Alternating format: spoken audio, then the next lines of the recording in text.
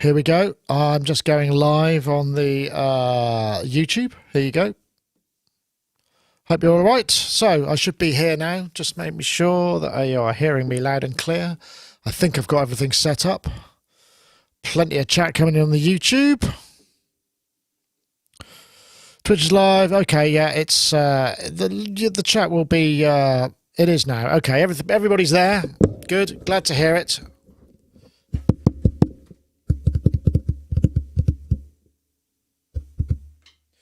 I'm here. Very bizarrely, maybe my stream coming back is a bit loud. Okay, there we go. All right. So welcome, plenty of you new viewers. I guess due to not perhaps being at work, you've now got time to join us in the live stream on the live show. I can't promise anything particularly extra exciting. You might just get a little bit of well, not that any of this is rehearsed, but unexpected content while we all hook up. Mostly, to be fair, it's people going, why is it not working? Hold on a minute, let me change my mind. It's that sort of stuff, but it's all right. Everybody can just enjoy what they will. I hope you're all well out there. We've got Ty here as well. There's Ty. So this week we got Rich Hilton, Mark Tinley, we haven't seen for ages. You're always wondering how he was. He's fine.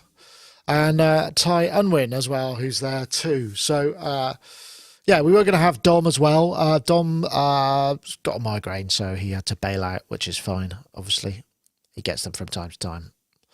So I hope all of you out there are well and not going too mad. It's funny, I've been having lots of conversations because we're filming all of these things in for the Super Booth at the Super Home Edition. I've been video conferencing basically all day, every day, with various people around the world. So I've spoken to people in the American continents, in Europe, in Spain, in Italy, in Moscow, in Poland, all kinds of places. So, everybody seems to be adapting. And one of the things that's come up is, humans generally fear change. They don't like change. But actually, they are... Let me get myself in focus. Sorry, someone said I was in focus. Let's try that. Maybe that's better. Basically, they say that they don't like change, but actually humans are very adaptable, so they can cope with change very well. They just don't like it. I guess that's like lots of people. But it's just an interesting observation, or maybe it's not. Okay. Well, I think I've refocused my mic. Let's have a look.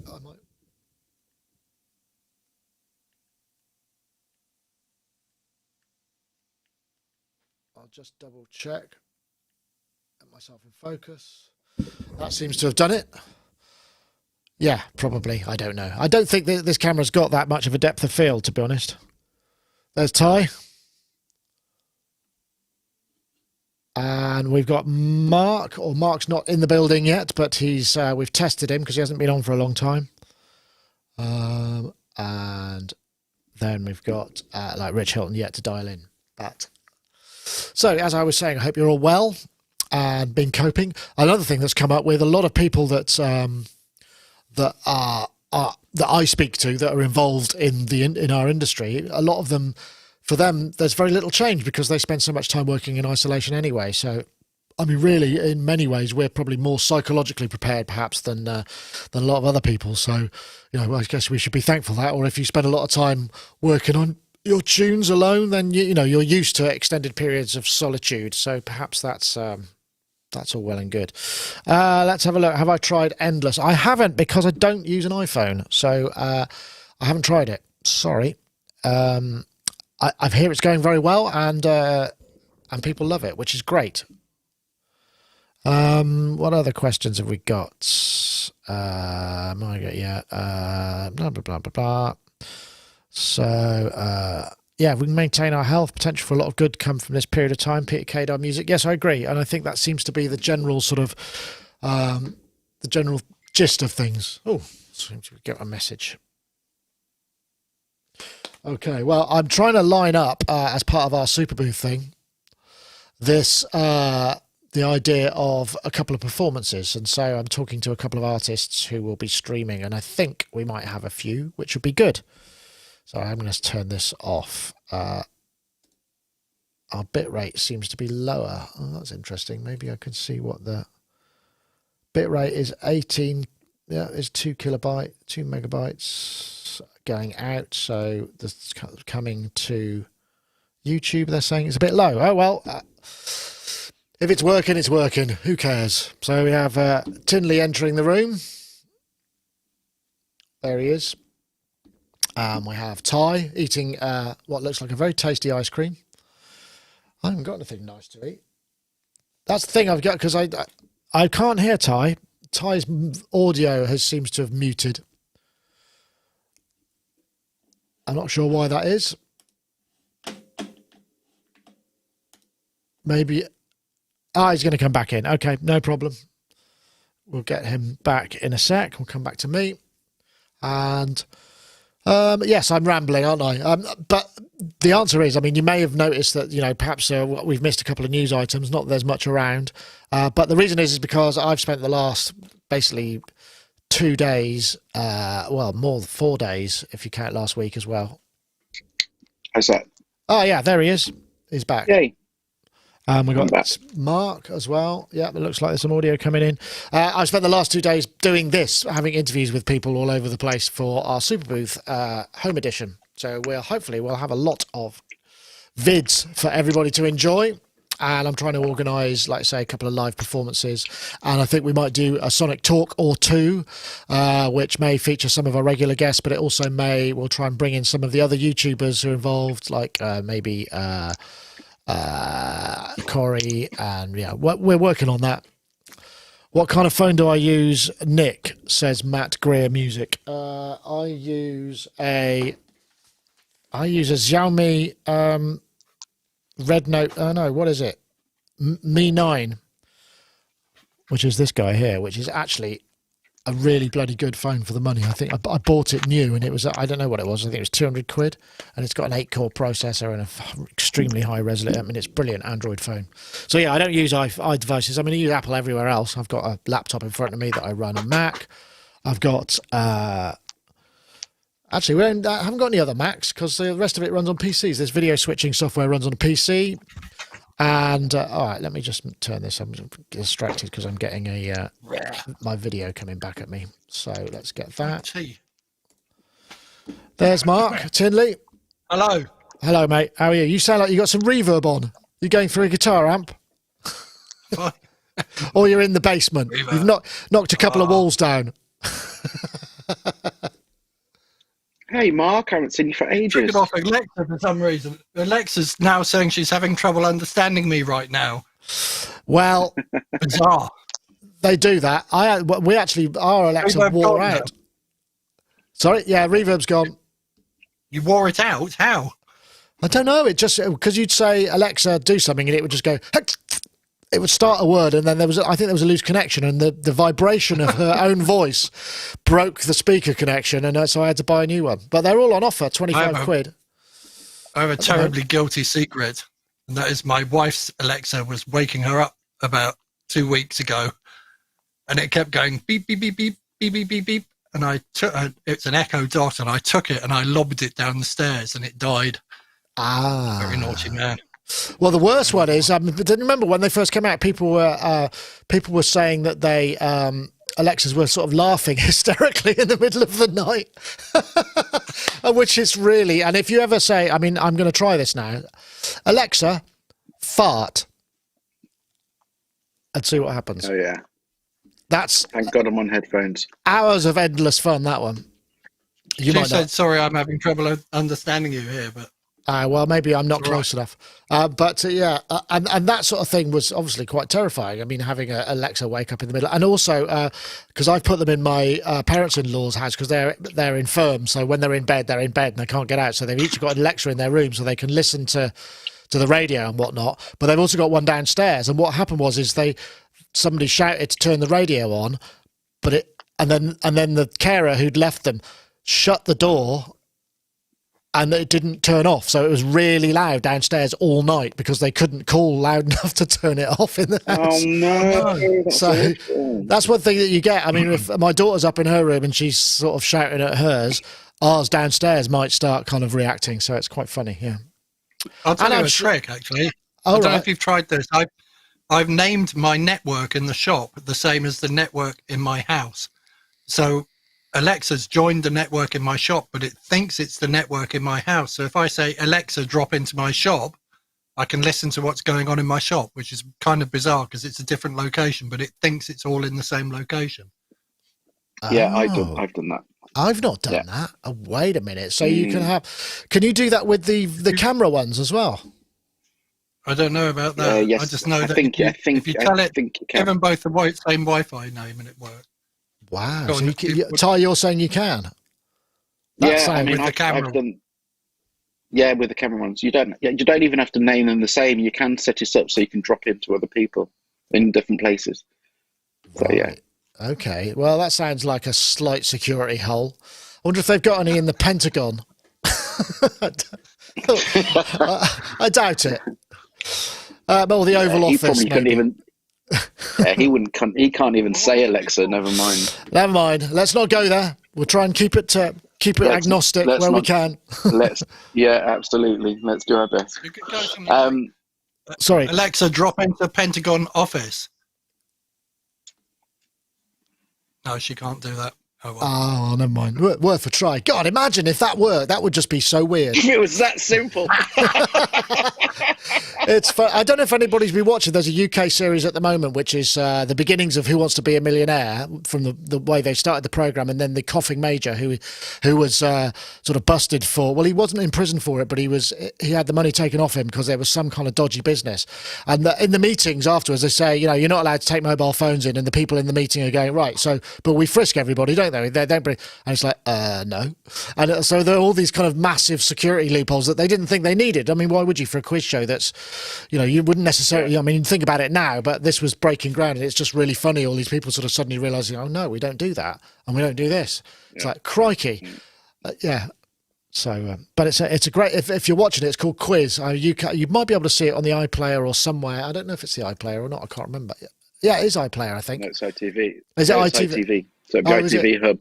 Oh, ITV Hub. You might be able to get access to that if you pay, but it's a great program. A good laugh. Or if Anyway, you use the VPN, you can get into it. yeah, you can in some places, but that's beyond a lot of people. Oh, is it? Okay. Yes. Let's see. Well, we're just waiting for Rich now, and then we will be there. I did send him an invite. I must just make sure I did. Sent. Talk links. Where did I put them? Are you okay Yes, anyway, I Mark? did. I haven't seen you forever. I'm all right. I've been mental about 5 times since the lockdown started. But each time was a spiritual epiphany. Not quite. But it's a little bit weird, though. I'm still finding it weird. I can't deal with the silence. Or I can. I don't know. Yeah, it's funny, isn't it? The silence is, and just, I don't know if it's me or whether I'm just tuning in slightly differently because there's less distractions, but like the blossoms on the trees, the birds, everything seems just more vibrant and more kind of present than it was, when we were all driving around and maybe interrupting nature so much. There's definitely seems to be a sort of intensity to the natural side of things. But, Yeah, this is. well, I've said this. I said this. hold on, go tight. I mean, I said this ages ago. This is. It's like a proper. This is a nature reboot.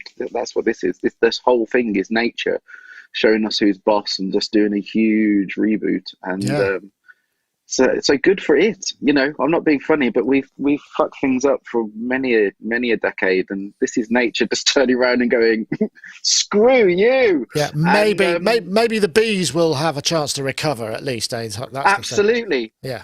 Absolutely. And it's like in our garden got so many bees at the moment. Normally you'd be moaning about now honestly I'm just getting my daughter to be told I'm saying to her, just leave them to it. They're the most important things right now. So, let them do their work. As she gets done to death. No, she doesn't. She doesn't. No, she doesn't. But yeah. Bless her socks. She hates them. She hates bees. Yeah, well, lots of people are scared of them. Yeah, it's been quite interesting that.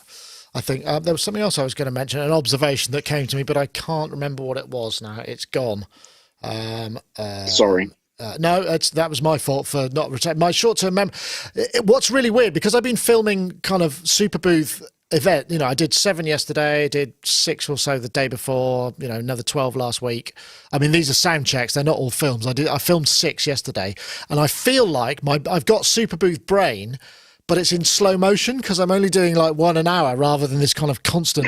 So it's a really weird. It's the same thing, but different, because each time I do on a call with somebody, I'm solving a whole bunch of different technical problems they might have that end and coming up with a solution that maybe works. So it's I'm finding it quite interesting, but it's also a little bit intense. The first day I got home and I was just absolutely whacked out. I just thought, crikey, I don't think I could do this for another, week or something.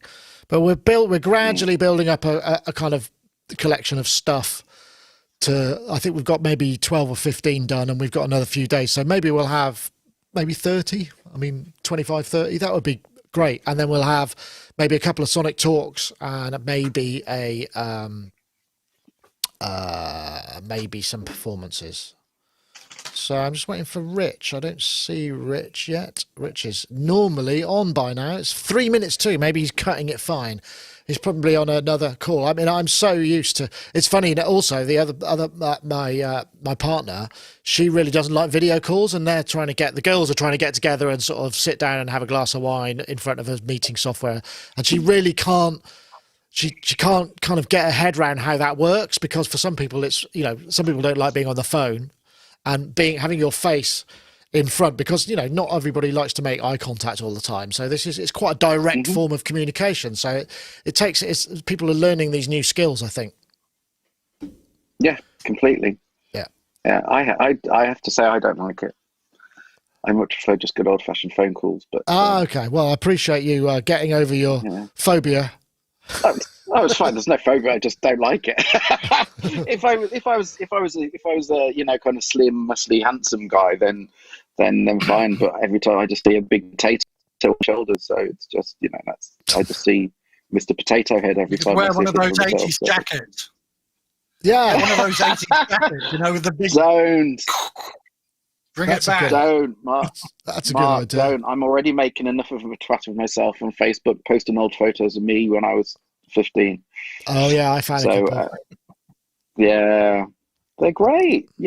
Everyone should laugh at themselves, especially at a time like this. Everyone should laugh at themselves.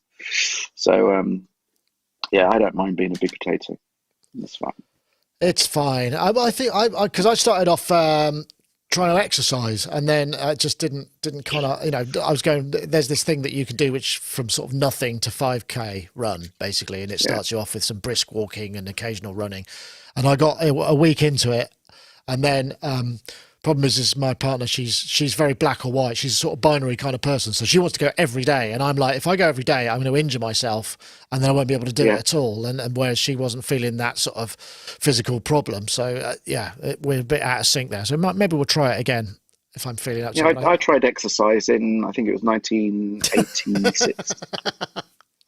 I used to love it. I used to play tennis, Mm. cycle, loved all of that stuff. I walked the dog quite late at night, and I was on Glastonbury High Street, and I kind of looked at it and I thought, the whole thing's empty. There's no cars around. If a car's coming, I'll hear it from bloody miles away. So I took the opportunity to run down the middle of Glastonbury High Street with the dog absolutely full pelt in the middle of the road, because it's like there's no other time that you could ever do that safely.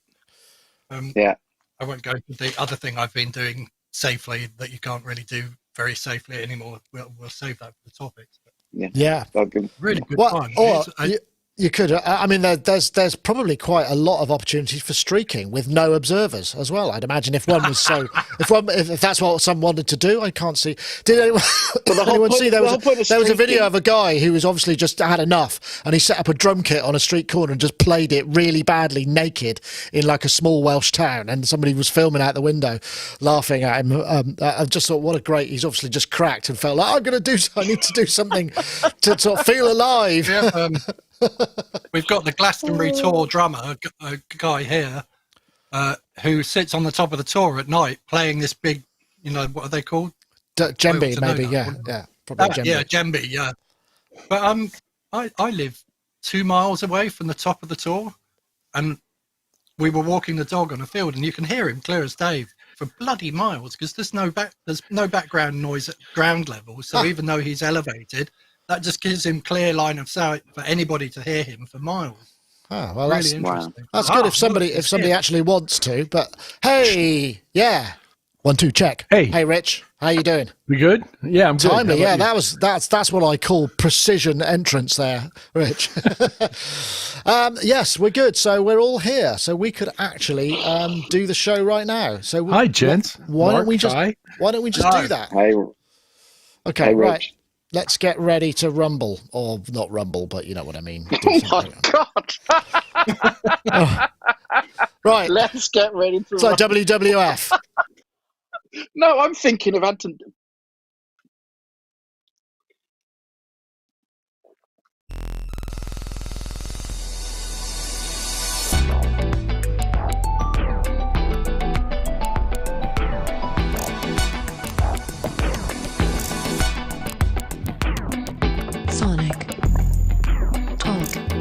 Well, hello everybody. Welcome to episode 615 of Sonic Talk. This is the podcast to do with music technology and production and kind of frankly almost anything else we care to think of at the moment because we're all in this lockdown. I think this is probably episode 3 or 4 of lockdown episode. I think it might be episode 4 lockdown. So use it as a marker. If, as many people are finding that they lose track of time, you can use the count of the Sonic Talk episodes perhaps as a way of figuring out what week you're in.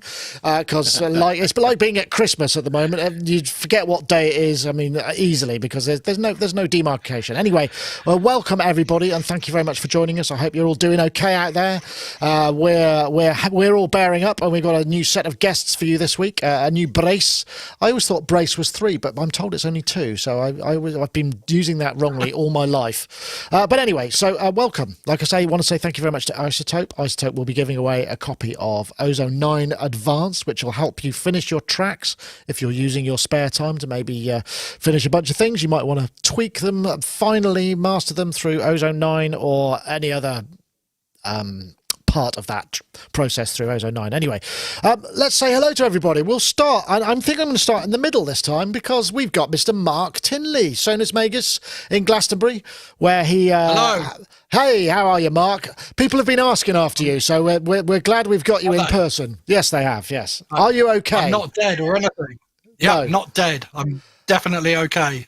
Excellent. I liked your. I did actually ring you up a couple of weeks ago, and your answer phone message was sort of talking about if you've got stuff with the shop, blah blah blah. Of course, we'll get back to you unless, of course, I'm dead, which I thought was was direct and to the point. given, I guess you must have left that since this all happened, but we'll dwell on the good stuff, right? It's been on there a while, actually. Oh, okay. Just happened to come into sync. So, Mark, I guess you're not working in the shop because the shop was probably not open, being a sort of non-key worker. Although one could argue. I had a plan. Oh, did you? I had a plan. What have you been up to? I did have a plan. Well, the government said that if you're a bicycle shop, you can stay open. And I used to fix up bicycles when I was a kid. So I thought, oh, right, okay, fair enough. I'll just turn my music shop into a bicycle and music shop. Because if you think about it, Yamaha, that geezer, he started off building bicycles and then motorcycles, then musical instruments. So I thought I could just reverse that timeline a bit, go back to my childhood. So I bought lots of bits of bicycle stuff and put a bicycle in my window. And then I thought, I am 57 years old. I do have high blood pressure. Do I really want to go and catch this thing? And then I kind of got a bit paranoid and then started writing music instead. So, that's all right. That's good. I have offered to repair bicycles in my town for free, though. So if anybody wants a bicycle repaired and they live in Glastonbury, contact me and I will mend it for you. I will come and collect it in my little van and fix it up. Oh, actually, that's mended, not circuit bent, right? Not circuit bent. Well, I do know a guy with a welder, and when I was a kid, I used to build bicycles out of all different bits that I got from the dump, and I used to put big wheels on the back and front and do the opposite of penny farthings and paint half of it pink and put all sorts of weird stuff on them. So, yeah, you might get something unusual back. You never know. Well, actually, there's that guy, isn't there? Look, Mum, no computer. Who made a synth bike. In fact, I think he made 2 synth bikes. There's Synth Bike 1 and Synth Bike 2, which enabled you to play a synth while maybe even generate some synth signals while cycling. So there's always that you could look at. So yeah, never know. Why I can not? play slide guitar and ride a bicycle at the same time. I'm quite adept at that. That sounds extremely High dangerous. Street again. But when you get to the corner at the bottom of the high street, you have to put your hands back on the handlebars and brake, otherwise you're going to lose the plot. Wow. Okay. Well, there's probably a video in that somewhere, but perhaps just think of your safety and others, obviously, while attempting that. Anybody at home. Well, let's move on to another guest. That chortling you heard there in the background was Mr. Rich Hilton. Mr. Rich Hilton, who I don't think we spoke to you since you were about to go on tour, or you were on tour, and then obviously that got, or okay. maybe we have, and then they brought it to an end, and you all came back and we're waiting for it all to come over. So you've been off the road, not on the road. Yeah, for more than a month now. Ah, wow. Has it been that long? I did open it. Yeah, I came home the 12th of March. Wow, okay. And I haven't really contacted anybody outside of this house. I've been outside of the house in the car. I haven't, fortunately, had to do any of the shopping. My dear, lovely wife is doing very quick and safe shopping runs for us. And so far, so good. Yeah. So, this is the one thing that's been, I was talking to this in the sort of pre-show, this sort of perennial issue that most of people in our industry who are maybe involved in making music, or have home studios are kind of used to this isolation concept. So it's not completely alien. It's something that, one can adjust a bit. You're already halfway there in many cases. So it's a little easier than perhaps it is for somebody who's got a very sociable job and out amongst people all the time. So that's one blessing, I guess. Although if you're playing to 100,000 people a night, then that's a bit different. Obviously I bet you missed that buzz, right? I miss 999 0.8% of them. Yes.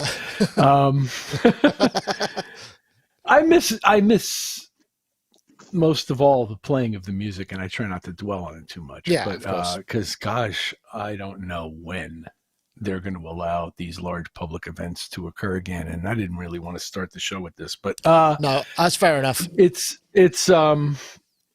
yeah, I agree that we're well suited to the isolation thing. And chances are, if you got really good at something that involves doing it alone, that you've already practiced social isolation quite a bit in your life, because it's part of what it takes to get good at something like that. So there's some of that, but it's odd seeing the world in the state it's in, and with the streets empty and everything else. And that's exactly what we need to do right now to try to get this thing under control. And there's so much absolutely and doubt and misinformation and worry, and seeds are being planted of all kinds of stupid conspiracies.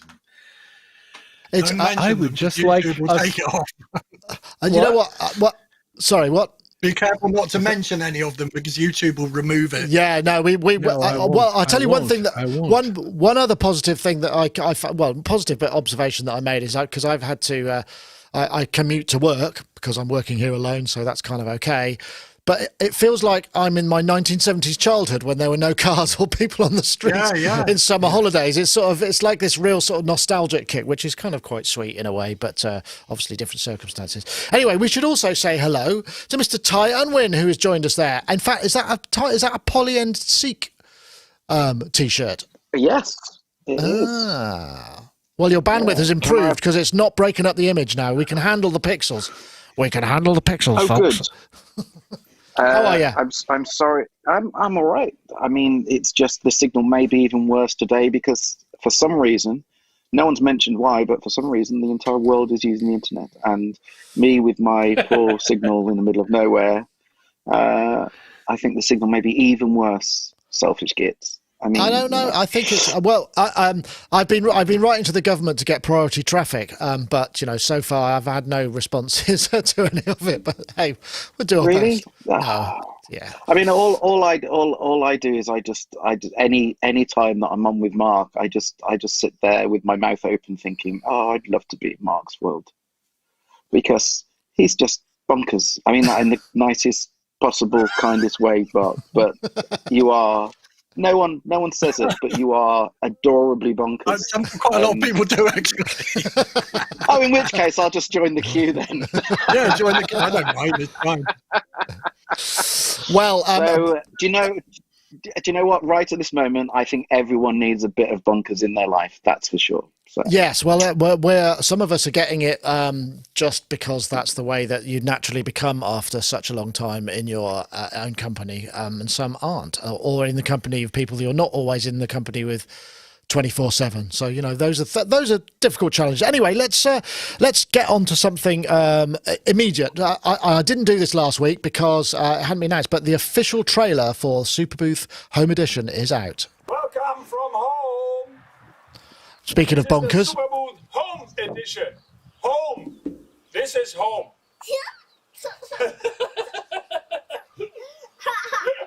Superbooth is the best show of the year. It's Oh, I easy know to him. say that. Superbooth 20 Home Edition is on, and that's a kind of virtual version. We will be posting product demos, virtual booth tours. I promise I'll wear a clean T-shirt next time. Surprises around the date. And we'll be doing a special reserve stream during the time that Superbooth would have been. It will be like walking from booth to booth, with manufacturers jumping in and out and random encounters with some of your favorite people in Synthesis. Hier ist der Peter von Amazona.de. Und am 23. erfahrt ihr dann, was genau sich hinter dieser kleinen Aktion verbirgt. Close the cassette and cut it in a horizontal line.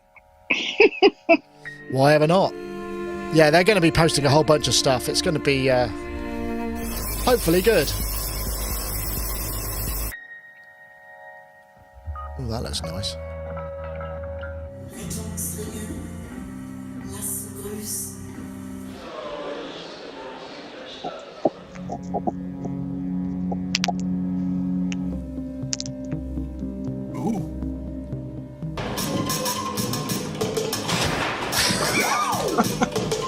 The organized chaos that is Superbooth in the comfort of your pajamas.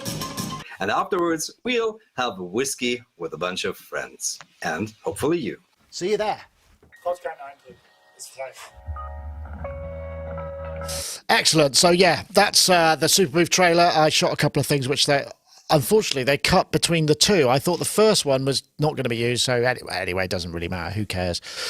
So yes, that's what I've been doing the last 5-6 days, filming stuff to be ready for Superbooth. So that's why perhaps I might have missed occasional bits of news, but it'll be on, and we'll hopefully bring you some other interesting stuff as well. And I'm stopping asking people to get in touch if they haven't already, because we've got loads and loads of people, and I'm hoping to get them all in. But no, seriously, if you've got something that you want to show, some exciting new scoop, hopefully, then do get in touch, and we'll see if we can shoot a remote video, and that'll be all the fun that we can have. I'm going to throw this one in very briefly because this came out today, and I don't know how many Electron people there are in amongst us, but Electron Overbridge 2 came out today, and that is actually a really big deal because this is the we've been waiting. Yeah, we've been waiting. This is the thing that it's a really clever piece of technology that has obviously been very difficult to get, and it's about aggregating USB devices in the Electron ecosphere. Not all of the devices, but some of them will all talk, and you get individual outputs, and you get great sort of big graphical editing for all of them, and it opens up a lot of this Electron stuff, perhaps to people who find it hard to work, in that way. But not only that, but you can bring all of these audio channels in across multiple devices, and it works for Digitact, Digitone keys, Analog Rhythm Mark 1 and Mark 2, Analog 4 Mark 1, Mark 2, Analog Heat Mark 1, Mark 2, and Analog Keys. Sadly not the new one, not the cycles and stuff, but it's actually been announced today, and I know it's been such a lot of work, and I know I didn't put it in the notes, but I sort of wanted to just put a nod to it because it's actually some news that came out. Has any of you guys Electron people that would care to comment? Because I don't use Electron stuff. I think Mark, you looked at the rhythm. You looked at the okay. Ty, I'll come to you. Got some. Have you? What have you got? The ones that work with this, I've only got the analog heat and the rhythm. Okay. One. Yeah. Heat's pretty. Yeah, the heat's. Yeah. So the heat and the rhythm, and I'm trying to think now. I'm sure I tried the version 1 and gave up. It just wasn't. No, it didn't really do the just job, did wouldn't it? work. It wasn't good. And so, I mean, I think they realised that, and they announced, but they've announced two ages ago, and they announced it, and everyone's just been waiting and waiting and waiting and waiting. So if it's out and actually works now, I have to. I always say this about the Electron stuff. It's not my favorite because we know all about the Electron. You have to adapt to the way it works. Blah blah blah blah blah. And I can't. It doesn't work the way my head works. And so, although I admire what they could do in terms of sound, in terms of function, sometimes I find them incredibly frustrating. I've got a machine drum SPS or whatever as well. It's the same thing. You know, what they can do is great, but the way that it just doesn't line up with my head. So I don't use them that much, to be fair. The analog heat is fantastic. I use that all the time. But yeah, I've heard. Yeah, it does. Apparently, it just sounds great. And that means you can run it with Overbridge. You can run it as a sort of plug-in, can't you, across DAW tracks and stuff. So yeah, and it means you can save and record presets. If that works, that will get a lot more. I've been using that this week actually. I had a. We'll come on to what we've been using and doing, but yeah, I used the analog heat this week, and it sounds gorgeous. I mean, beautiful piece of kit. So if you could use that as a plug-in, that'd be great. Yeah, I know. Rich, are you doing any? Are you got any Electron stuff going on in your life? Analog heat is something that seems to be creeping into a lot of people's workflows, just because it's a make everything sound great box. It's one of those things that really does do the. Yeah, you're nodding, so I'm guessing that's a yes. Yeah, it's a Mojo box. Yeah. Yeah. It's how you have how much Mojo knob on it or something. You know, I was the most curious to hear about that one, so I was really glad that my dear friend Ty decided to expound on that subject. I am interested in that product. I've used at one time Analog 4. They sent me one to try out, and I get it. It's really actually an incredibly powerful thing. All their instruments are ridiculously powerful and very clever, and all have their own sort of quirky little ecosystem that you'd have to adapt to in order to operate them effectively. And some of them have incredibly tiny little holes in the fence of their gigantic construction site of what's inside. Yeah, that's true. Tiny, the little display thing. So fighting the little display thing in the otherwise not necessarily initially intuitive architecture gives it a learning curve, but I found myself really liking it over a period of time. Whether I was willing to part with thousands of dollars to find out over what period of time that was going to continue to flourish was another question. But yeah. I did spend a fair amount of time with the thing, and I quite liked it. And I've been following along with their other products, and I think they're very clever. I think they make some very cool things, and I think a creative person with these things in their arsenal could do amazing work if they chose to. And they do, indeed, they do. I know, Mark. You looked at the was it Analog 4, Analog Keys? I can't remember what it was. You had a look at it. You were going to review it, but it didn't work out for whatever reason. But I mean, it sounded great. Because I couldn't work out how it worked. So I kind of thought I knew my way around it, and then every time you do something, there's another. But it's not logical how you get back into things. It's almost like you kind of like go around here and then you go in that way. Right. Yeah, it's quirky. I think it's quirky. In computers, everything's hierarchical. The workings of that felt more like a flat field database where you could like literally get into anywhere from somewhere else, and so there was I couldn't make a map of it in my head of how it worked properly. So it sounded bloody brilliant. It sounded amazing through my system, but in terms of operability, I think I needed like another 3 months with it. Yeah. Sorry. To understand it. Yeah.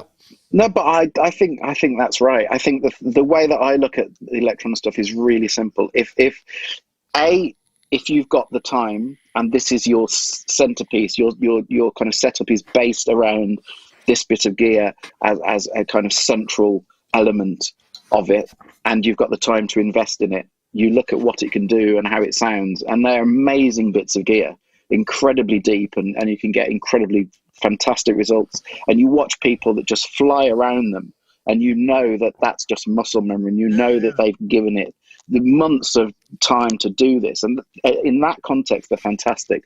What for me they're less good at is if you've got a setup and you're trying to then bring them into, add on to, and work alongside with. That it's not that kind of product. But if this is your centerpiece and you've got the time, I think they're amazing bits of amazing. But, absolutely agree with that. Yeah. Okay, well, I just thought I'd throw that in there. I know it was off-piste, as it were, but I wanted to throw that in there, and I believe it's free. I hope I've got that right, because I'd hate to be saying it is. I think it is free. Yeah. Okay. Yeah. So, but it works with Dig Attack, Digatone keys. Analog rhythm, Mark 1 and 2, analog 4, analog heat, analog keys. So there we go. All right, so I started off with some sort of evergreen topics because, as usual, there's not actually that much news, and I threw down some ideas, and I'm wondering any of them specifically. We got one of them was any previously undiscovered instruments you've appreciated more since you've had the time, and I'm wondering whether anybody's maybe you could raise your hand if that's the topic we should go with next. There we go. We got 2 of those at least. So let's start with you, Mark, because we haven't. No, that's not Mark. That's Mark. Because you put your hand up. So previously undiscovered instruments, right? Yeah.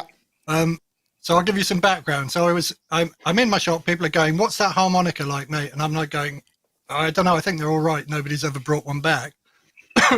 So I started to learn the harmonica. That's a great line. Got reasonable at it. Wow.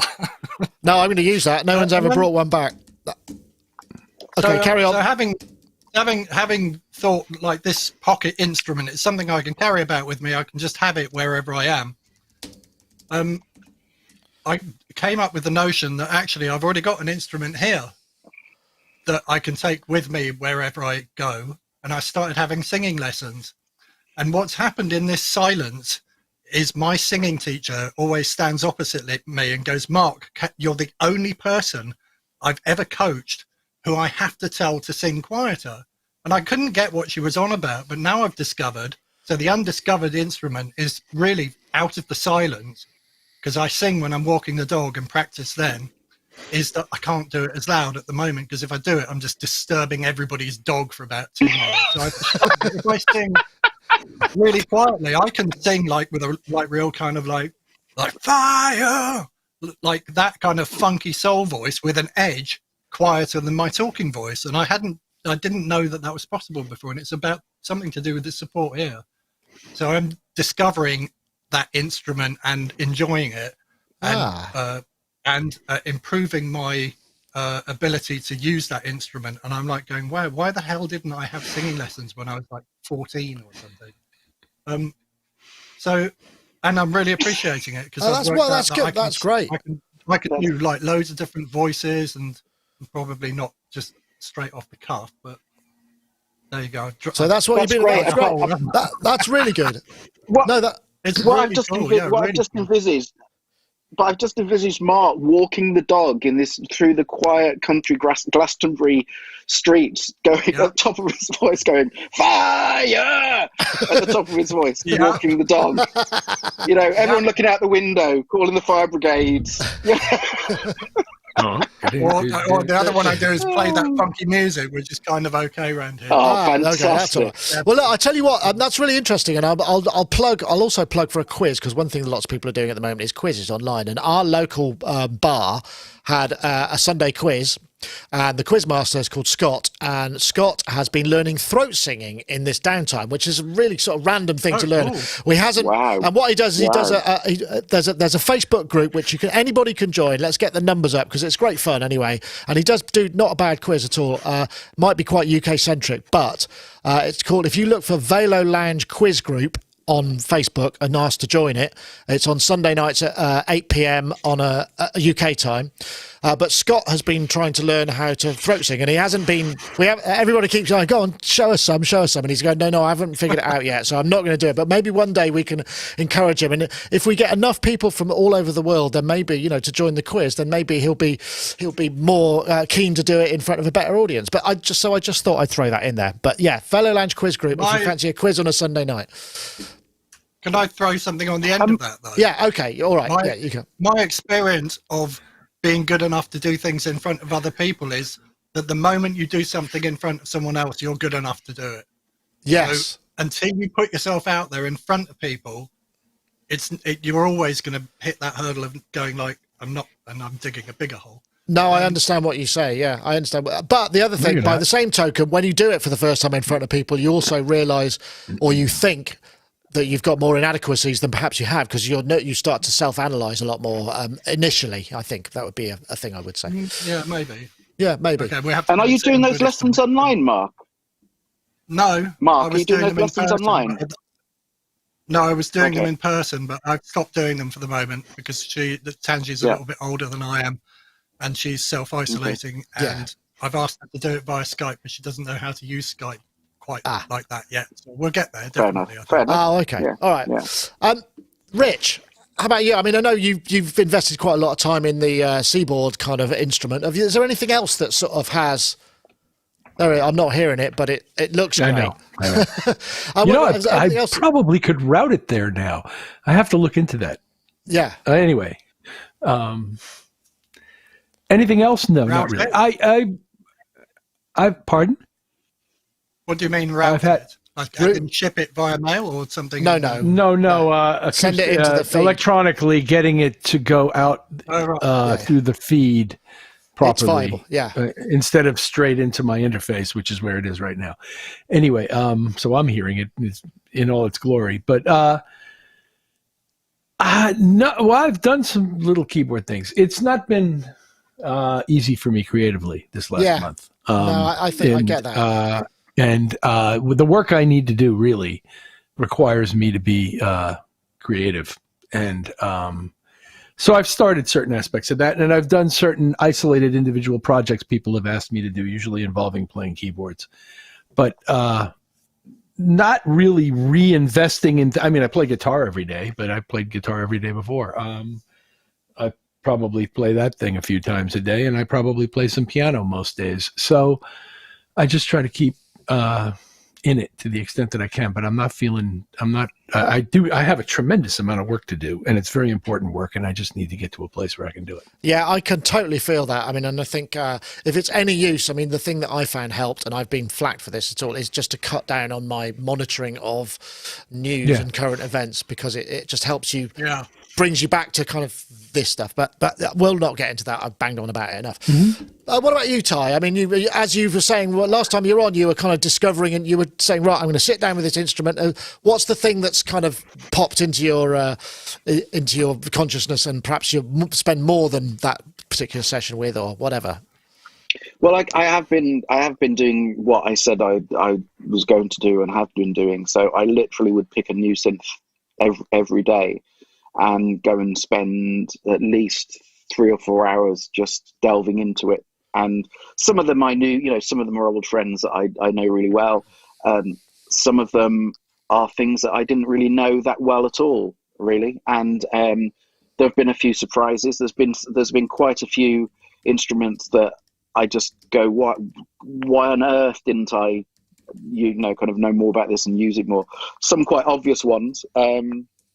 One that's been a real surprise is, do you remember the Arturia Origin? Do you remember the Origin? Yes, I reviewed that a long time back, yeah.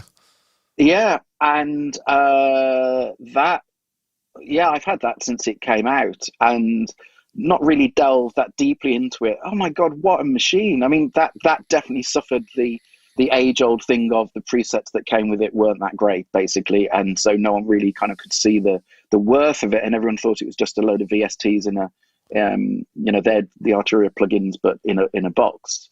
But when you really delve deep into it, the fact that you could take any oscillator from any of the models with any of the filters from any of the models and any of the VC, and piece them together like a modular with as many oscillators or as many filters or whatever as the CPU could cope with.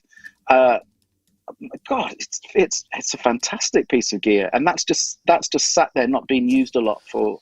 Did it get any OS updates? Has it had any kind of ongoing maintenance releases or anything? No, it went to 1. I think it was 1.3. I think they stopped in about 2012.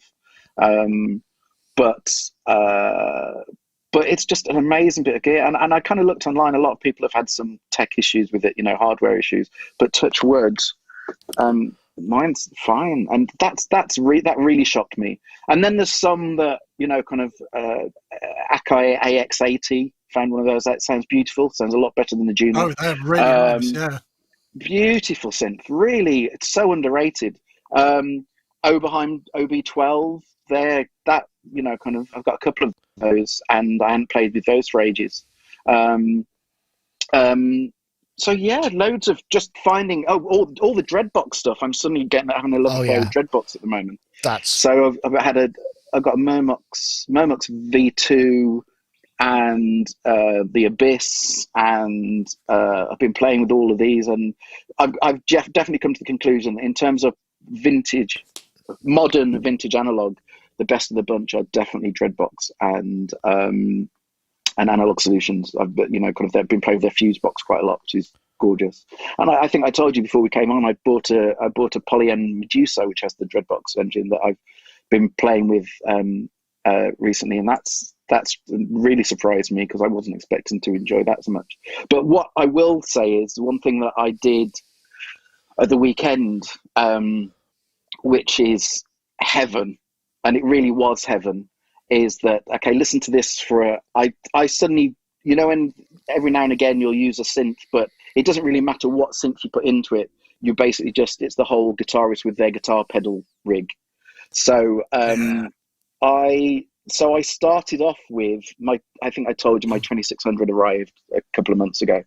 So I started off with the 2600, and then I had that going into a whole load of Muga Fugas, and then all the Strymon pedals, and then into an Eventide H9000, and then came out. Now, in terms of overkill, I generally came to the conclusion it made no difference what that first synth had been. It could have been a Casio Vialtone. But what was coming out the other end was just heavenly. It was just amazing.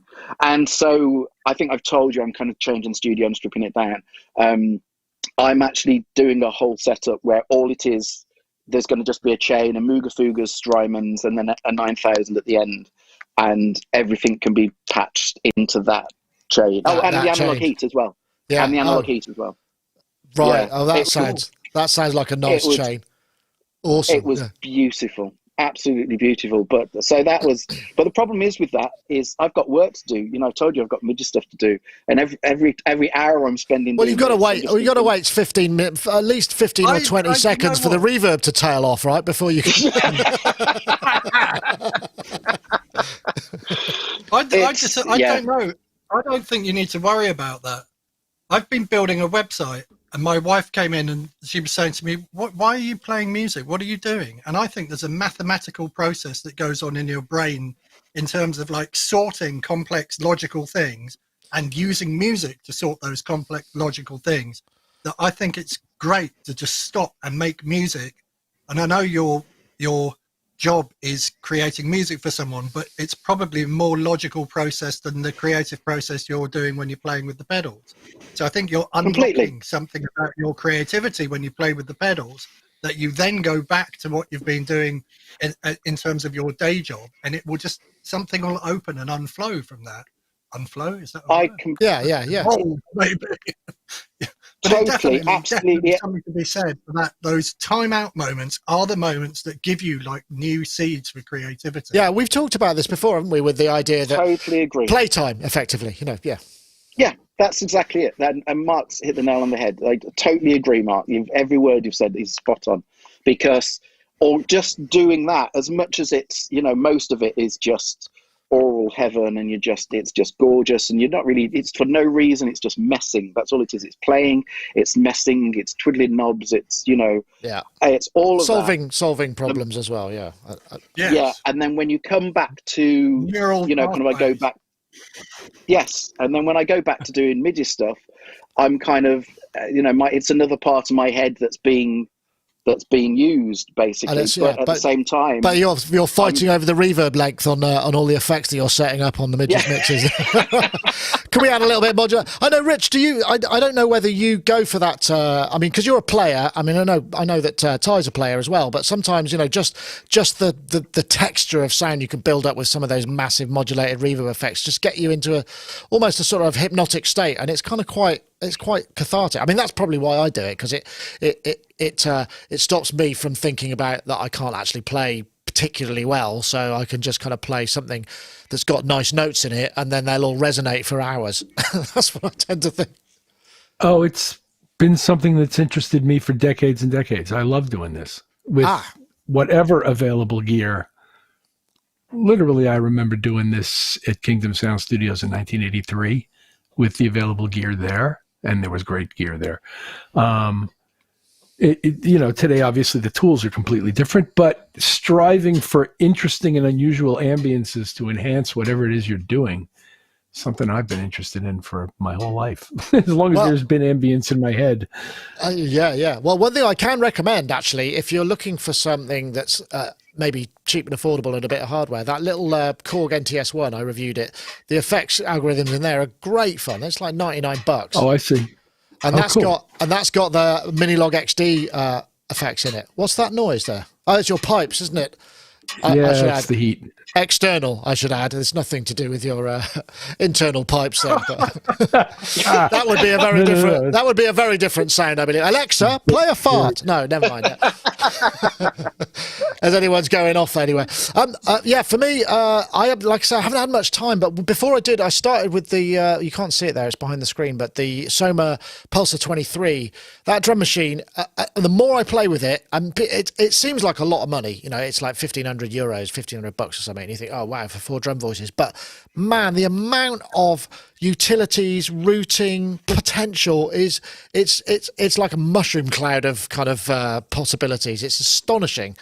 And I was playing a bit with it at the beginning of last show when I was trying to sort of do a four bass drum and just messing around with it. And it gets you there real quick. And I'm not that guy, but I felt like what I had was, it was fine. And that's what I've been enjoying. I think I'm going to try and break when I get time anyway, to break it into bits, because it would be almost impossible to do in a single review, because there's just I've ordered mine. Have you? I don't blame you, to be honest. Yeah. I mean, I think I know Matt Hodson said he's got one and maybe coming next week. He got early on the list, and they are. I mean, they're just really quite astonishing. The biggest decision was what colour to have it in. What colour did you go for? White. I got the orange one here. I know that disappoint. I went for white. Well, it makes sense. You got white stuff there as well. I can't. That was the reason in the end. Right. Okay. Right. What else have we got? This is another one that I was wondering about. This is this sort of notion of sort of guilty pleasure. Is there something that you do that perhaps you wouldn't normally? I mean, obviously keep this clean, folks. I mean, for me, I'll say, what I found that it's just like a Scrabble app on my phone, and you can just take on random people, and so I've been playing loads of Scrabble, and that's like, I don't feel guilty about it, but it's sort of maybe something that's a bit different to what I would normally do. And I just wondered if anybody else had any because it's like a strategy for filling time and doing stuff. Mark, have you seen 8 out of Cats do countdown? 8 out of 10 Cats. Yeah, I have. Yeah, I have. Yeah, it's a ITV program. Yeah. That's one of my new guilty pleasures. I discovered Joe Wilkinson, who I'd never seen before, who bizarrely looks like my ex-wife's husband a little bit. Well, I think he does. She doesn't. But that's not my main guilty pleasure. My main guilty pleasure is exercise. And I looked on the internet, and I discovered that riding a motorcycle is considered to be a really good form of exercise. So my guilty pleasure, I've got 1200cc Buell in my garage, which I haven't ridden for 2.5 years because I've been doing the shop. And then I think a few days before the lockdown happened, I always close on Mondays anyway, and I went to my wife, I'm just going to go and sort the bike out. So I put fresh fuel in it, sorted it all out, and then we kind of got an inkling that the lockdown was coming, so I just rang up the MOT station. And at this time of year, you can never ever get a bike MOT'd because everyone's doing it. I rang up and said, can I book in for an MOT? And he goes, well, when do you want to do it? And I said, how about now? And he goes, yeah, bring it over. went over, got the MOT. The lockdown happened, and I decided that I'd go and do some exercise on my motorcycle and went riding around. And there's just no traffic on the road. I'm not going particularly fast. I'm just kind of bumbling around the country lanes on it, and it's kind of freaky in a way. 12 okay. How fast is not very fast on a 1200cc motorcycle? Oh, plodding, like 50, 60 miles an hour. Okay. Allegedly not fast though, yeah. Wow. But also, do you remember when we were kids and there was always that, can you remember the zombie holocaust thing we used to talk about at school? And it'd be like, if there was a zombie holocaust, what would you do?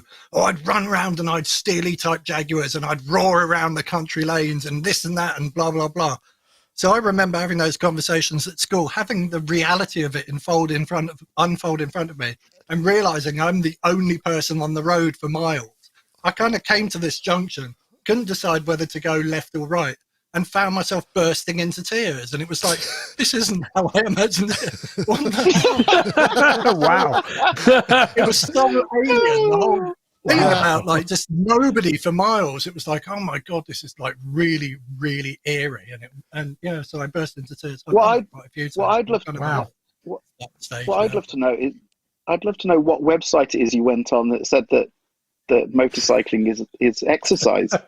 Was that motorbikesrus.com or no, welovemotorbikes.com? Or I did check that it was on it's on many websites. I've checked this. If you type in motorcycling as a form of exercise, you'll find at least a Google page and a half or more of hits. So sponsored by Yamaha. Verified it in many places, I decided it must be true. Was there any of them that had .gov at the end though? That's the big question. I have a feeling probably not. Maybe I'll...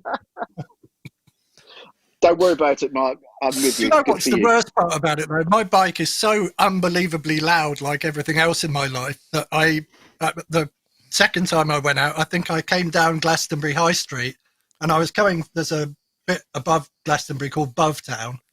Funny that, isn't it? Called Bovetown, like that. So I was coming down there. I thought, God, this bike's so loud. I switched it off and I rolled down Bovetown, rolled down the high street to the bottom because I was just so embarrassed. It was drawing so much attention. Okay, it's gone beyond what even I'm comfortable with. Oh, excellent. Thanks for that, Rich. That was brilliant. Rich, what about you? I mean, I know you like to cook, don't you? You're kind of barbecue guy. Well, I hope you are, because I've bought you barbecue gifts for the last couple of Christmases. They're probably ending up in a cupboard somewhere that you're never going to No, they're great, and I use them. They're wonderful. I'm so pleased to hear that. So, what do you have a kind of a guilty pleasure that you're maybe outside of music that you've discovered that you've kind of I don't know, sneak to the bottom of the garden and smoke a cigarette? I don't know. I'm just guessing. No. But well, I'm constantly doing mental exercise type things like crossword puzzles and Sudokus and things like that. And always am. And then again, one or two other stupid games on the computer that just, have caught my interest over the years. But, and the cooking and then the learning. I'm constantly like researching things that interest me. And it's kind of what I've done all my life. And it keeps my life interesting. And I can do it on a laptop as well as I can do it anywhere else, and it just keeps me quite mentally occupied that way. As we said before, this whole social distancing thing is somewhat familiar to us all. And then playing instruments, in other words, I don't mind just picking something up. The creativity block isn't there. It's just having to make a record at the moment out of something that's needs to be clarified. That needs a space in my head. Yeah, I know. Been able to create yet. However, I have begun to apply, speaking of guilty pleasures, Console 1 to this process, and I'm really excited about that. And it also loosely ties into one of the other topics on your list because one of the softwares I'm looking forward to running on it is available for that. Which is just actually, Rich, you've just reminded me that I should probably run the ad because I completely forgot about it. We're having so much fun. Right. So I probably should actually just sort of say, do the isotope thing. And I will do that now. So that one. Okay. That one. Okay. So stand by. Building on a 17-year legacy in audio mastering, Ozone 9 brings balance to your mix with never-before-seen processing for low end. real-time instrument separation and lightning-fast workflows powered by machine learning. Expect lower CPU usage and shorter startup times with Ozone 9 compared to Ozone 8. Experience fluid metering in a fully resizable environment that lets you track the most subtle details of your audio. Use more plugins at once, mix while you master without worrying about slowdowns or dropouts. And immerse yourself in a smooth, modern experience designed to keep you in your creative flow. As you can see, Ozone 9 is the fastest way to get your master off the ground. Thank you so much for watching. Be sure to check out our other videos and head to iZotope.com to learn more about mixing and mastering and to download your free trial of Ozone 9. Indeed, please do. That's something you can win directly from us, from iZotope through us. And well, actually, we've got a competition again for this week. And this week's competition, I'm looking for. This is a Twitter competition. You just tweet these phrases. We're looking for the hashtag intelligent audio. That's one word. Intelligent audio and the hashtag Ozone9 to @Sonicstate and @iZotope Inc. That's the hashtag intelligent audio and the hashtag Ozone9 number 9 to @Sonicstate and @iZotope Inc. And you can win a copy of iZotope Ozone 9 Advanced. In fact, we have a winner from last week, and it's I think a lady from Kuala Lumpur, Malaysia, called Yana, who is a singer-songwriter and music all-round, and she tweeted the requisite hashtags for last week's show, which is fantastic. So now it's not something I have to pronounce, I guess. That's not a word. So @YLLWFVR2, @YLLWFVR2. If you want to get in touch, iZotope will be able to bestow iZotope Ozone 9 Advanced upon you. There we go. Ty, did I come to you for your guilty pleasure? I can't remember if I did or not. Or, no. Well, no. I mean, someone, a friend said last week, "Oh, how are you getting on? Are you bored yet?" As if I could possibly get bored. I'll never be bored to the day I die. I've always got stuff to be getting on with and doing. But in terms of proper guilty pleasure, with a 9-year-old daughter entertaining me playing Exploding Kittens. If you've never played Exploding Kittens, that's a bit of a guilty pleasure. Everyone should play it. But no, I mean, I'll tell you what I have done, which is completely unlike me. And these hands have never done a proper day's work in their life, ever. They're literally like baby hands. My dad was a car mechanic and had really rough, kind of urban hands. And these are just like, they've never done anything. And yet, this week, I actually used a jet washer and a lawnmower. Wow, okay. That may seem that may seem nothing. That may seem nothing to people. Anyone that knows me know that's not me in my natural habitat. That I felt feral. It's just I actually genuinely I actually took a photo of my hands because they had mud on them and like green grass. When green grassy stuff, they go green. I know that you're just thinking, of course they do, you idiot. But for me, this is a new phenomenon. And they were kind of green and dirty, and I took a photo and sent it to a load of friends who just couldn't believe that it was me. So I did that and fitted all the things for a robot lawnmower thing. But what I found hilarious was, so before you can set up the robot lawnmower, you have to cut the lawn with a normal lawnmower. Yeah, well, it can't handle tall grass. Don't start throwing this at me now. I wasn't aware of this situation. In my head, put it in the garden, pressed on, and it did it. But no, you have to cut it down so short. So before I set up the lawnmower, I had to mow the lawn. Okay. These are big life-changing things, I tell you. So there is. I have to say though, Ty, there is a sort of something good for one's soul in doing manual labour once in a while. I mean, I laid some bricks this weekend because I used to be a landscape gardener and a builder and all of those kind of things in my past. So I've got I understand the the DIY and that kind of thing. It's sort of part of what I do. I build stuff and shelves and wardrobes and stuff like that, and I enjoy doing that sort of thing. And that's the sort of thing that digging a hole or whatever. That's also very good for one's soul. Doing just Nick. Also, don't pass on your sick ways to me. You want to think that's fine. But as I said to a friend, I must feel so much better for doing it. No, I bloody don't feel better. I had to wash my hands more than normal. I had to shower. Oh well, I'm sorry for your loss, Ty, but it's worth trying. Honestly, trust me. But you need to get some vinyl gloves. If you can buy vinyl gloves anyway, you need vinyl gloves. That's your next step. Can I point out? Genuinely, I then went on Amazon the next day and bought a pack of gloves. And because I have no knowledge of this, I can decide which type I needed. I bought 3 different types. One of which I thought was a bit OTT because are they called? What's it called? A grafter's glove or a? I don't know. I don't use gloves. Whatever, these really thick. I don't know, these really thick ones. So I bought 3 different weights, glove weights. Called. Yeah. Bantamweight, medium weight, and heavyweight, right? Yeah. Yeah. Manual gloves and I have never met before, and so this is a new thing for me. So excellent. Well, so. I can. Yeah. Sometimes. Well, I'm glad you're discovering some new stuff anyway. So anyway, Rich, what you were talking about with Softube kind of is interesting because I think there is I've got a video here somewhere. Let me see if I can find it. What video was it? Number 3. So this was Softube of new plugin. So I think these are based on Chandler hardware, new channel strip. What's it called? It's called the Zenabender, Zener limiter.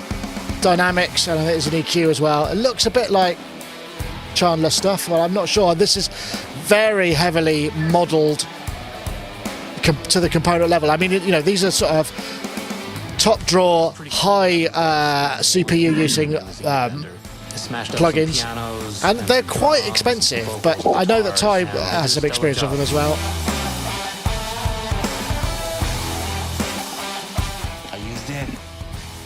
So. Big producer stuff. I guess, Rich, these are going to appeal to you because they tie in with the whole Console 1. Have you gone for the faders as well yet, or are you sticking just with the Console 1 console bit? I have not gone the faders yet, not because I don't want to, because I just haven't figured out where the heck to put them. But no, I haven't gone with the faders. But as relates to this thing being expensive, it is until you buy it. I think it's $130 for Console 1. Which is not bad. The Console 1 version, I think, which can be bought separately, is less expensive. Okay, I understand. I see what you mean. Because I'm just trying to look for it now because I can't. The China Limited's in. Yeah, I mean, €449 for the. I guess that's for the full plug-in version. But yeah, okay. I may have gotten that wrong, and if I did, I apologize. No, you haven't. That's right. No, that's everybody. Right. That's right. All right. That's right. I mean, that's top drawer. I mean, that's because when I saw that, I thought, oh, that looks cool. And I thought, wow, that's expensive for a piece of software processing. I mean, it's really premium, and it may well be worth that. But it was I was quite surprised at the cost to it. But I'm guessing there's a lot to it. Ty, and then you chipped in because you weren't on that week, and we were going to run it in the topics, and we didn't in the end. But you said, actually, I've tried them. They are amazing, right? Yeah, I mean, this is about the Softube as ported. The EQ section is ported directly from the UAD version because Softube did the UAD version, which the EQ section sounds are just incredible. And I have to say, Softube generally. Okay. What UAD? All right, Mark. How does that even work? It's got knobs. It's got knobs that attenuate and knobs that add gain, right? Well, that's like Pultec, isn't it? It's the same sort of principle, I guess. Totally incomprehensible. I don't understand how they work at all. All right. But they're hold on, Mark. Just hold on a sec. Okay. Go on then. Explain it. The main thing is about this stuff is it's not cheap. And you could turn around and say it's expensive, but in this particular instance, it's actually 4 plugins. So you get the console version, you get just the EQ, just the limiter, and the combined channel strip. But all I can say is, I don't want to come down hard on any other manufacturers, but there are certain manufacturers out there who, I think I said to you, Nick, that basically it's almost like they're the DFS of the plugin world, which is cut price sofas, if anyone was wondering. It's yes. There's always a sale on, and all of their plugins are like $30 or $40 max, and all this kind of thing. And they always turn around and say, retail price is meant to be $300 and you can have it for $29 and that kind of thing. And I'm not putting down those plugins, because a lot of them are great and do the job really well. But you can, for the way I use them to my ears, you can tell the difference between those plugins, which have a lovely, kind of graphical interface, but sound reasonable and sound okay, to the plugins where there's a lot of, as you said, it's gone down to completely component modeling, and they just sound wise, it's a lot more authentic and a lot more realistic, and the soft tube stuff very much falls into that category. So although yes, it's not cheap in terms of quality, and it's just another one of those cases of if you want the real quality, you kind of have to pay for it, sadly. Right. Mark has his hand up there in the corner, so I'll bring him out. I could just bring him in.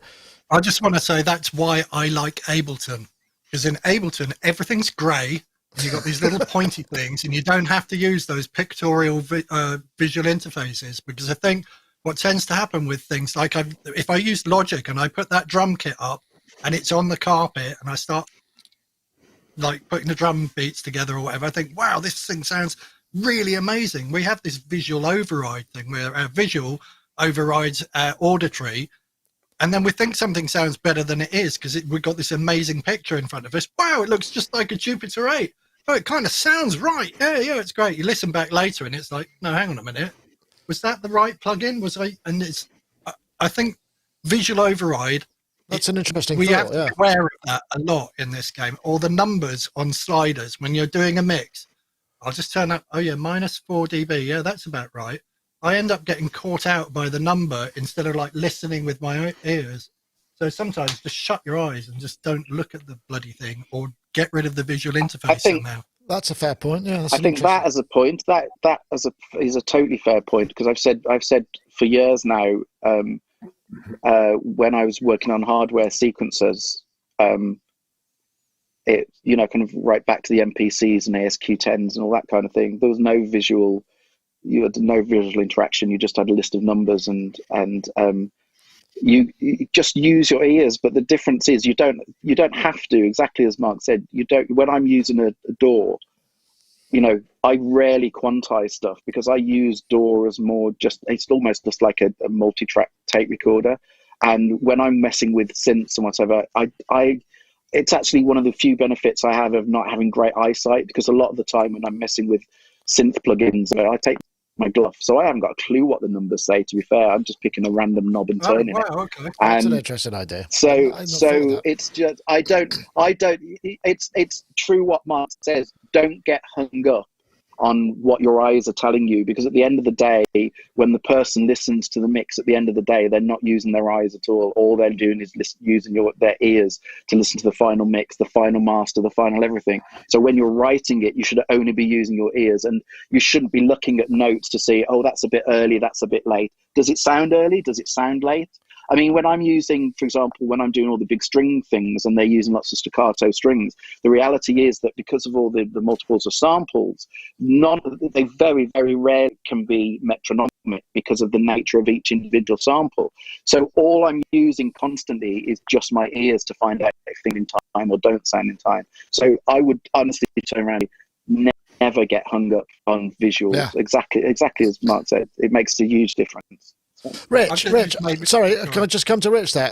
Yeah. So, because you use the console, and quite often console you're not looking at the GUI at all, because the GUI is kind of hidden behind another window or whatever. Or isn't there a different GUI that can come up that when you're using console one, the actual hardware? So you're focusing more on what's in front of you hardware wise than what's going on the screen. Am I right in that?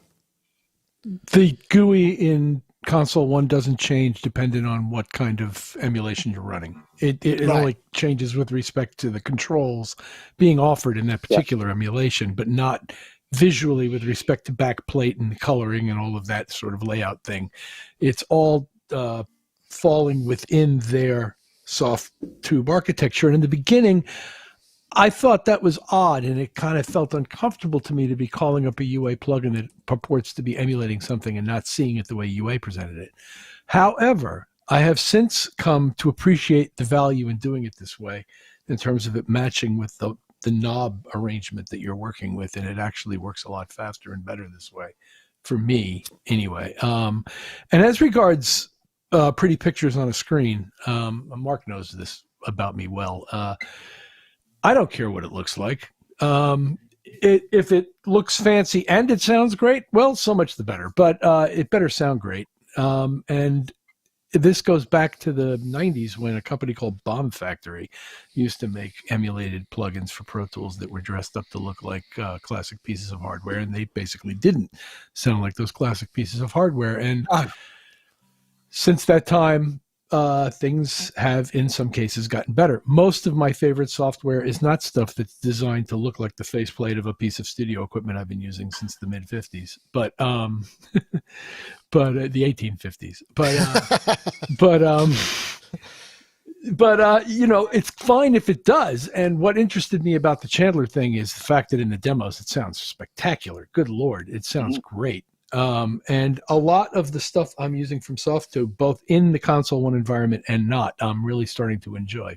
For example, their tape emulation software, which I believe is very cleverly called Tape, is outstanding and offers really, really great kind of, it's another mojo box, you know, it's just something that gives you some mojo. And apparently if you have the fader version of Console 1, you can run it as their drive. You can run it in place of the normal drive thing that comes with your console emulation that you're running. I think their modular runs. Their modular synth sounds spectacular. There it is. To do that one, I don't know if it does that one. That would be a specialist. That looks like this tape will self-destruct in 5 seconds. Mark's got his own tape modeling system. It's a Grundig. Grundig.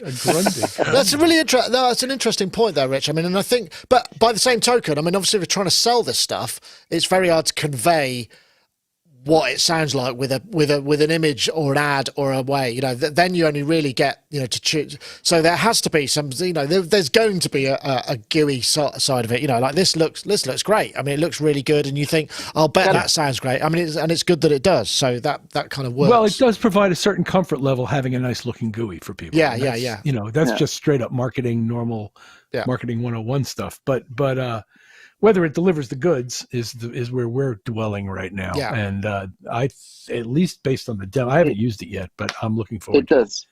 It does. Can I just say, though, the one thing to bear in mind, though, there's a couple of things that aren't on the Console 1 version. If you just buy the Console 1 version, I think the LF and the HF, I think, are still the original models. They're not based on the Chandler.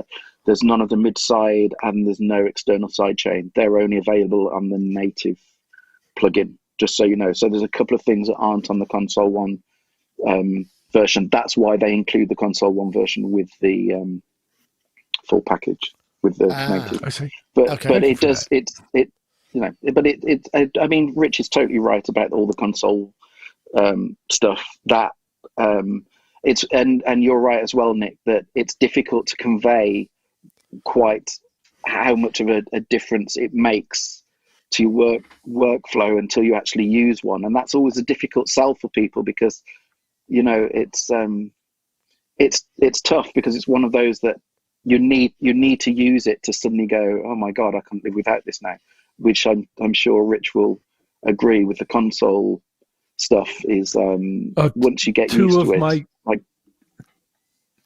two of my dearest friends who are engineers both showed up having it in front of them, and I said, how do you like that thing? And they both raved to me about it, and that's what got me initially interested. And it's great. Yeah. it's Oh, well, great. good. This actually, unfortunately, this isn't sponsored by Softube. Maybe I should talk to them. That would be great. We should figure out a way to get something out of it for everybody. Anyway, I'm glad we've cleared that up, and it's been an interesting chat about the visual side of it. We're actually at that time when it sort of feels like it's about time to wrap things up. But it's been lovely to have you while we have. Rich, great to see you, and very much look forward to talking to you again soon. And I hope you enjoy the rest of your time. And the sun is starting to shine, and so outside is a nice place to be too. We've had a really nice bit of weather here, so it's been really good. I mean, fortunately, we have a very small garden, but it is.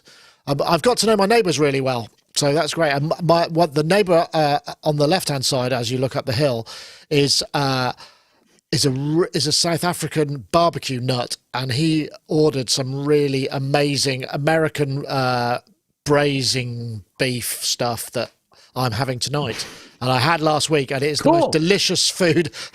I don't get to eat much meat these days because my daughter's vegetarian, and it makes it easier. But I'm really looking forward to that. It's my supper tonight. Wow. So yeah, that's one of the other advantages. You sort of get to know the people in your immediate vicinity because they're the people you're stuck with, and they're really good cooks. But yes, lovely to have you, Rich, and also Mr. Mark Tinley. Nice to see you there and get you hooked up. I'm glad to hear things are all right, and the singing is coming along, and you get to zoom around the country on your massive motorcycle. I think that's awesome. Singing, yeah, that's even better. I'm going to live with that in my mind. If I hear someone singing on a bike, I know it will be you, perhaps. You know what else is cool about this? I've got to know my dad a bit better, which is really cool, just through having conversations like, shit, mate, you might die. Yeah, we should have a chat. And we left anything unsaid, and we just had this really kind of nice conversation. Same with my children as well, my grown-up children. I've had chats with them about stuff we probably wouldn't normally discuss. Yeah. And my mum's a Jehovah's Witness, and she's learned how to use Zoom on the computer because they're doing the meetings on Zoom. So I think that's fabulous. Well, yeah, my mother has embraced technology. She's now playing Scrabble. She's joined the Velo quiz group and watching the quiz. She's come along leaps and bounds in technology. So all of this is, like I say, this is part of the new normal. This will form part of society as we go ahead. But lovely to have you on, Mark, anyway, and all the best to you and your family and everybody. And also Mr. Ty Unwin, lovely to see you too. I'm glad you're still enjoying working your way through your synths and spending your time efficaciously. Absolutely. I will do my best to, and I'll try to do as little gardening and jet washing as possible. Oh, bless you. Yeah. Well, anyway, folks, I guess it's time to do the big wave goodbye. I want to say thank you very much, everybody, for watching. Thank you all out there. Stay safe, stay well, and we'll all make it through together, and we'll see you out the other side. Take care, everybody. That's it for this time. Bye-bye now.